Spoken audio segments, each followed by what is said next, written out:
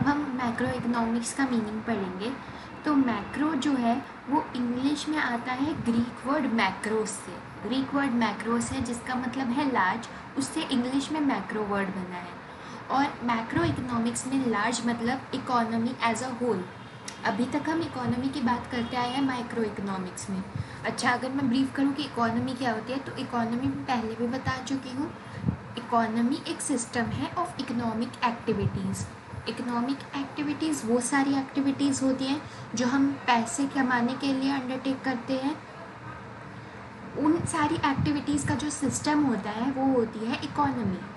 Economy के बारे में हम माइक्रो इकोनॉमिक्स में भी पढ़ चुके हैं, बट हम तब पढ़ते थे eight the level of an individual, कि एक कंज्यूमर क्या खरीदेगा, एक प्रोड्यूसर क्या करेगा, ऐसे।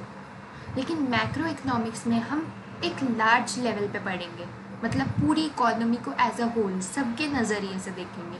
छोटा छोटा छोटे छोटे ऐसे हिस्सों में नहीं बांटेंगे, पूरी इकोनॉमी में क्या हो रहा है, कैसे हो रहा है, उस तरह से समझेंगे। ठीक है। 10. Macro economics is defined as that branch of economics. Macro economics economics की एक ब्रांच है विच स्टडीज़ इकोनॉमिक इश्यूज और इकोनॉमिक प्रॉब्लम्स। इसमें हम इकोनॉमिक प्रॉब्लम्स के बारे में पढ़ते हैं at the level of an economy as a whole. पूरी इकोनॉमी के लेवल पे जो इकोनॉमिक प्रॉब्लम्स हैं वो पढ़ेंगे हम। इसका जो मेन मोटिव होता है इसको पढ़ने का, वो होता है वेलफेयर से रिलेटेड, रेजिडेंट्स के वेलफेयर से रिलेटेड। हम ऐसी चीज़ें पढ़ेंगे कि किस तरीके से हमारे जो देश के जो रेजिडेंट्स हैं, जो लोग हैं, उनका वेलफेयर किस तरीके से, उनको किस तरीके से अच्छा लाइफस्टाइल हम प्रोवाइड कर सकें, उससे रिलेटेड चीज़ें पढ़ेंगे। जैसे कि employment, growth of output, inflation यानी कि महंगाई, या फिर डिप्रेशन की प्रॉब्लम।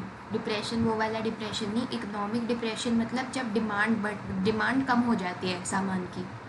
जैसे कि आजकल सामान की डिमांड नहीं है कोरोना के कारण, क्योंकि लोगों के पास नौकरियां नहीं है, उसको इकोनॉमिक डिप्रेशन कहते हैं। इन सब प्रॉब्लम से सरकार किस तरीके से जूझती है और किस तरीके से इनका सोल्यूशन निकालती है, ये होता है मैक्रो इकोनॉमिक्स में। यानी कि पूरे देश की इकोनॉमी एज अ होल पढ़ेंगे हम। तो in the words of M.H. Spencer, macro economics is concern with the economy as a whole और large segments of it. M.H. Spencer ने कहा है कि मैक्रो इकोनॉमिक्स जो है वो रिलेटेड है इकोनॉमी से एज अ होल, पूरी इकोनॉमी को पढ़ना है। In macro economics attention is focused on such problems as the level of. Macro economics में ऐसी प्रॉब्लम्स का सोल्यूशन ढूंढते हैं हम। कैसी प्रॉब्लम्स का? अनएम्प्लॉयमेंट का, महंगाई का, देश की टोटल आउटपुट, देश की टोटल आउटपुट मतलब देश कितना प्रोडक्शन करता है, और दूसरी चीज़ें जो पूरी इकोनॉमी के लिए इम्पॉर्टेंट है। सिर्फ ये नहीं पढ़ेंगे हम कि एक कंज्यूमर कैसे सामान खरीदता है, एक प्रोड्यूसर नहीं, पूरी इकोनॉमी जिसमें प्रोड्यूसर्स भी सारे आएंगे, सारे कंज्यूमर्स आएंगे, सरकार आएगी, इन सब के बारे में पढ़ेंगे। ठीक है।